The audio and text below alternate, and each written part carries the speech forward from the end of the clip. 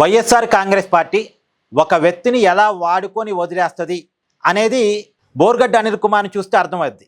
జగన్మోహన్ రెడ్డి కోసం చొక్కాలు చింపుకునేటువంటి అభిమానులు ఒకసారి బోర్గడ్డ అనిల్ కుమార్ విషయాన్ని తెలుసుకొని ఆలోచించుకోవాలి. నిన్న Borugadda Anil Kumar YCP central office ముందు జగన్మోహన్ రెడ్డి ఇంటి పక్కన ధర్నాకు కూర్చున్నాడు. ఎందుకు కూర్చున్నాడు? వైఎస్ఆర్ కాంగ్రెస్ పార్టీ నన్ను పట్టించుకోవటం లేదు, నాకు కనీసం లీగల్ సహాయం కూడా చేయట్లేదు, జగన్మోహన్ రెడ్డి గారి అపాయింట్మెంట్ కూడా నాకు దొరకటం లేదు.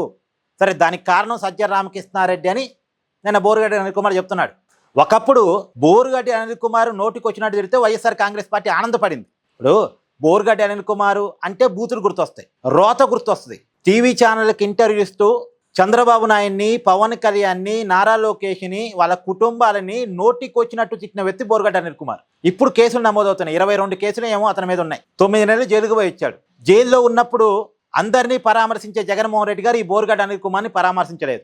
పైగా బోర్గడ్డ అనిల్ కుమార్కు మాకు సంబంధం లేదని వైఎస్ఆర్ కాంగ్రెస్ పార్టీ అఫీషియల్గా చెప్పుకుంది. వాళ్ళ పార్టీ అధికార ప్రతినిధి కారుమూరి వెంకరెడ్డి టీవీ ఛానల్స్లో చెప్పేశాడు, మాకు బోర్గడ్డ అనిల్ కుమార్కి సంబంధం లేదు, అతను ఒక రౌడీ షీటరు, అతని మాటలకి మాకు సంబంధం లేదని చెప్పేశాడు.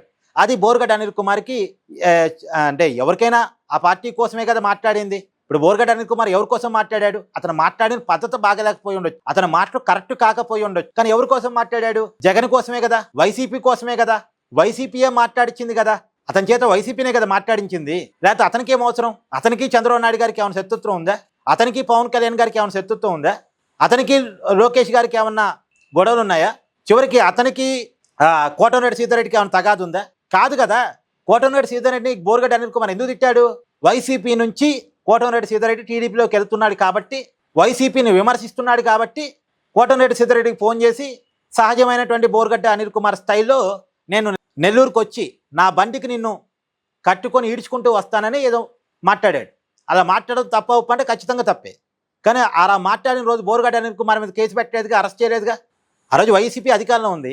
చంద్రబాబు నాయుడిని నోటుకొచ్చినది రిటైర్డ్ బోర్గడ్డ చొక్కా వేసుకొని వస్తే చంద్రబాబు నాయుడు కుటుంబాన్ని మొత్తాన్ని చంపేస్తా అని మాట్లాడాడు.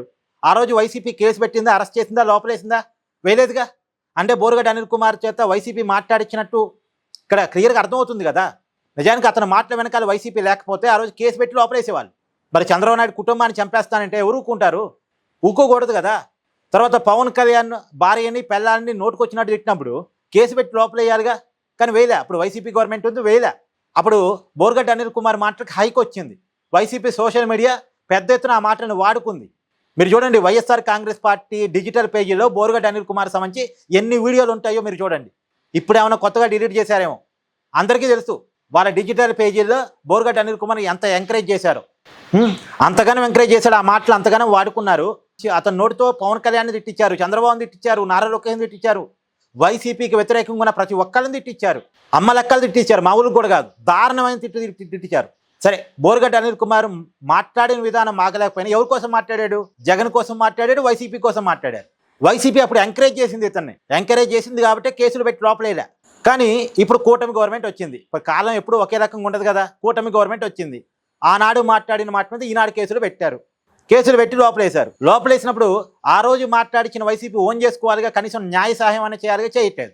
చేయకపోగా మీకు మాకు సంబంధం లేదని వైసీపీ చెప్తుంది. ఇది బోర్గడ్డ అనిల్ కుమార్ కోపం తెప్పించింది. ఆల్రెడీ గతంలో జగన్మోహన్ రెడ్డి గారు పిలిపించి మాట్లాడారట. నిన్న బోర్గడ్డ అనిల్ కుమార్ చెప్తున్నాడు, అతను చెప్తున్న మాట ప్రకారం, మన సొంత మాట కాదు, అతను చెప్తున్న మాట ప్రకారం గతంలో జగన్మోహన్ రెడ్డి గారు పిలిపించి మాట్లాడారట. నువ్వు పార్టీకి మంచి అసెట్టు, నువ్వు చదువుకున్నోడివి, బాగా మాట్లాడతావు, నీ మాటలు కూడా చాలా బాగుంటాయి, నీకు పార్టీ అండగా ఉంటుంది, నువ్వేం భయపడకని చెప్పారట. జగన్మోహన్ రెడ్డి గారు తన చేతితో కాపీ కూడా ఇచ్చారట బోర్గడ్డకి. పైగా సజ్జల రామకృష్ణారెడ్డి చెప్పాడట, నువ్వు లీగల్ సాయం అందించు మన బోర్గడ్డకి, ఇతన్ని మనం కాపాడుకోవాలి అని కూడా చెప్పారట. కానీ సజ్జల రామకృష్ణారెడ్డి గారు మాత్రం పార్టీ ఆఫీస్కి రానివ్వట్లేదట. జగన్మోహన్ రెడ్డి గారి కోసం ఒకసారి ఫోన్ చేశారట, ఏం పర్లేదు నీకు లీగల్ సాయం చేస్తాం అని సజ్జల రామకృష్ణారెడ్డి గారు ఫోన్ చేశారట. కానీ ఇప్పుడు మాత్రం పార్టీ ఆఫీస్కి కూడా రానివ్వట్లేదట. నిజానికి బోర్గడ్డ అనిల్ కుమార్ డైరెక్ట్గా వైసీపీ కాదు, రిపబ్లిక్ పార్టీ అని చెప్పుకుంటాడు, కానీ వైసీపీ కోసమే పనిచేస్తాడు. అది అందరికీ తెలుసు, వైసీపీ కోసమే పనిచేస్తాడు, వైసీపీయే అతని చేత పని చేయించుకుంటుంది. కానీ ఇప్పుడు చూడండి ఎలా వదిలేసింది అతన్ని. ఇతన్ని మాత్రమే కాదు, సీరెడ్డిని కూడా. గతంలో సీరెడ్డి బాధ కూడా ఇదే.